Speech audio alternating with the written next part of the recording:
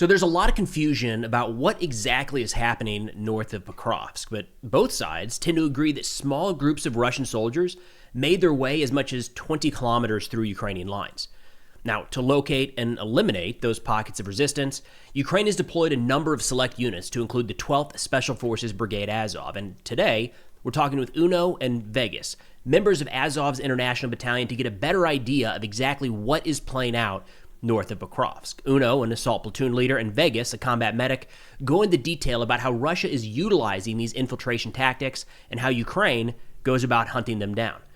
Now, this interview is part of a fundraiser that we have to pick up night vision devices, thermals, drones, and comms equipment to help these volunteers in the International Battalion. For those interested and able to contribute, the link to donate is in the description below. And with that, let's get to the conversation. All right, gentlemen, thanks so much for taking the time. I know you're busy, and one of the things you're busy with right now is kind of topping news down near Pokrovsk in southeastern Ukraine. So just wanted to see if you might be able to share some information. What's going on there? For starters, I want to preface this by saying neither of us are like battle analysts by any means. You know, we operate purely at the tactical level, but having both of us been in Donetsk and fighting there recently, I might be able to guess what that looks like and what's going on there. Do you mind if I? Please. So, like, recently, what we've been seeing a lot on the front line is the Russians use probing tactics. They usually send like 2 or 4 guys, and they'll just push them up via motorcycle. Maybe it's a BMP that gets knocked out and 4 guys get out, or just guys on foot, you know, walking north for like a month or 2 even from some staging area, and they'll just push them as deep and as far as they can go until usually they get killed. Sometimes, though, because of like gaps in the line or gaps between positions, or a position gets overrun, whatever it is, there's holes that open in the Ukrainian line, and the 2Zs and 3Zs, sometimes 4 guys get through, and you see this quite often, and you'll end up with 2 random Russian dudes like walking 7 kilometers behind the line, and you're like, oh, you know, it totally happens. So like, if I had to anticipate what happened in the Pokrovsk region that everybody's like in a scramble to fix and contain, is I'm assuming it wasn't like some super secret DRG Spetsnaz guys, but it was, I think it was often more likely, you know, these little probes started to get through and they just identified a weak point in the line. And because the probes were getting through and they were making ground and still maintaining radio contact, the Russians, you know, they're very good at identifying when they've reached a gap, and they exploit it quickly and violently. And I think that's what's happened. I mean, the symptoms that we're witnessing aren't that. We're like, if you look at it from an overlay and looking at the Russians' paths, they're not doing what would be considered like a standard or like a deliberate blitz. It looks like they're just punched through, and they're trying to get as far as they can to just disrupt as much as possible, as fast as possible. So I don't think this was some like super planned action. I think it looks much more like it was an opportunity, and they took it, and it started working. So that's probably something they'll be able to try out in other areas of the front, you would think, right? Like, this isn't going to be only there. Well, they do try it. They try it all the time. So I know, like in RAO, where 12th Brigade is working, they tried probing us, and they hit a wall. And so they started punching around the side until they'd hit our flanks. And then they'd smash through the whatever brigade was on our flank, and then we'd have to, specifically like us, 3rd Battalion, they would often use us to try and contain that.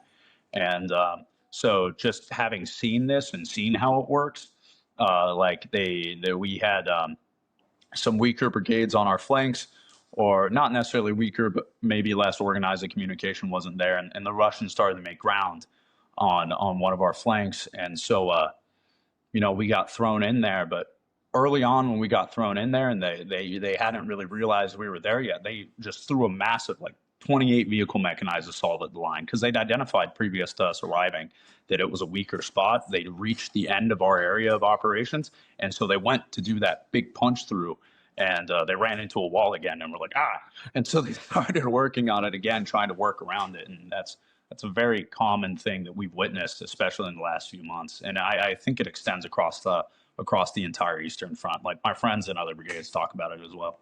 Similar tactics. Mm-hmm. So if there were just a handful of guys, we're not going to put a number on it at this point because I think that's completely unknown, that get through, it sounds like that would be relatively easy to close that gap. I mean, I don't want to make it sound simple, but it's simple but not easy. Okay. It's the best way to put it. So, you get 3 or 4 guys that come through, and let's say they make it 4 kilometers past the first line positions, 4 to 5. Now they're starting to run into the support positions. They're getting close to like drone positions and like a recon drone position. These dudes, oftentimes, they may not have an infantry background. They may not be comfortable in close range engagements. And all they know is that now 700 meters away from them is Russian infantry. So they pick up and they pull back and they go to their fallback position a couple of kilometers back. Now their range of effectiveness no longer is there and encompassing our frontline positions. So the infantry is now unsupported by its integral support assets. So it pulls back. And then the line starts to kind of do this little stutter backwards. I think what we likely saw here in Buff was there was some kind of gap and they went through and then they saw that they went through and it was working. One of those lead elements just kept like slithering up in there. And so they hit it with something larger, probably larger pushes and larger elements. And whoever was there wasn't able to, I know who was there, but they weren't able to react fast enough and close the gap. That's likely what I think. Yeah. It does look like we've seen some announcements from Azov that some of your guys are down there pushing back. Do you have any information on that? What the kind of cleanup operations or hunting operations look like that you could share? Go ahead. The idea of plugging holes is very realistic. They're just like Una was saying, these probes will sneak up and they'll dispatch a smaller group of our guys who are more trained in some closer quarters tactics, and they'll basically sniff out those guys who made it through the lines. And I completely agree. I don't think there was this massive like mechanized infantry breakthrough, and it's this game-changing event. I completely agree. It was probably a group of a couple of Russians who made it through. They had some radios, and they were able to call up a couple of their buddies. But I don't see it being much more extreme than that. We've seen across the board, especially with our brigade, are these, and it sounds bad to say it like this, but setting up hunting parties to get rid of these guys who will just hunker down in a basement somewhere with a radio, and they'll radio back when they hear our movements, or they heard a vehicle, or they hear drones coming from this direction. And that one guy can make a really big difference. So they become a top priority, and they end up dispatching usually brigades like ours. I think it could very likely be. I mean, as the days go by and that gap remains open, obviously it becomes a progressively worse of a problem. So whereas I don't think it was some like super deliberate strategic move to like break through this point of the line, fan out. Like I said, on the map, it doesn't look like what you would expect from like some blitzkrieg style action where they go through and immediately fan and start breaking supplies. It looks like almost more like it punched and they're like, oh, and they start shoving, like words. And, okay. And there's a hole here. Go. And now, I mean, it does pose a very significant threat and problem. But I don't have information on ongoing operations. But knowing how we get employed and knowing how our neighbors get employed within the brigade, I can imagine it's something like this. It's just systemic like sectioning of like the area of operation. They're going to break it down into parts, and then they're just going to sweep through all the points of interest and clear section by section by section. Obviously, I think they're going to try and they likely cut the base, and close those people, keep them controlled, cordon it off, and then clear it section by section, systemically, like any professional military would. Okay, awesome. I think that really helps paint the picture of what to look for down there. Overall, it's interesting to hear from you guys because from the outside looking in, we're seeing a lot of analysts sound the alarm, panic, right? But in terms of official sources, be it from Ukraine or from Russia, there's not a lot right now. And that allows people, for better or for worse, to read into that in different situations. So it's interesting to hear the perspective. Yeah. Well, like I said, we're not like professional analysts. I'm not in charge of anything at some strategic level where I can say with like authority that this is what will happen. But I know that like of the people I work with, of the people I'm around, the people I rub shoulders with, no one is that alarmed. It's a problem, but the whole front line's a problem. There's Russians in eastern Ukraine. That's a problem, you know. So like, it's just another problem that's going to get dealt with. Yeah, I just wanted to, I guess, piggyback on that. They can't move in very large units just because of the drone threat. We've seen it. We've talked about it. You've talked about it. The drone threat is so severe right now on both sides that it's just physically not possible for them to punch through with a really large unit. So initially, when we see this on the news and we hear these events, there's almost this panic idea. But for us, we know it's not super critical because we know they couldn't have punched through with that much. For one, we would have seen it, and for two, you can't. It's physically impossible in this conflict unless you're willing to lose 80% of your element. It's crazy to think about that, by the way. We're just kind of glossing past this, but the fact that they just send ones and twos and all of a sudden they're like behind the lines with a radio and hoping that drones can fly them water, maybe, I mean, like, that's wild. It's actually insane. So like from prisoners that have been taken and POWs, just asking them basic questions, you get this like insight into the information that these guys have. Now, don't get me wrong, there's definitely higher echelon units. But like the vast majority of these guys are not. We've encountered, reconnaissance elements and stuff like that, like really truly professional soldiers. These dudes have been around since the start. They're well trained. They're well motivated. But you also get what 80% of the force is.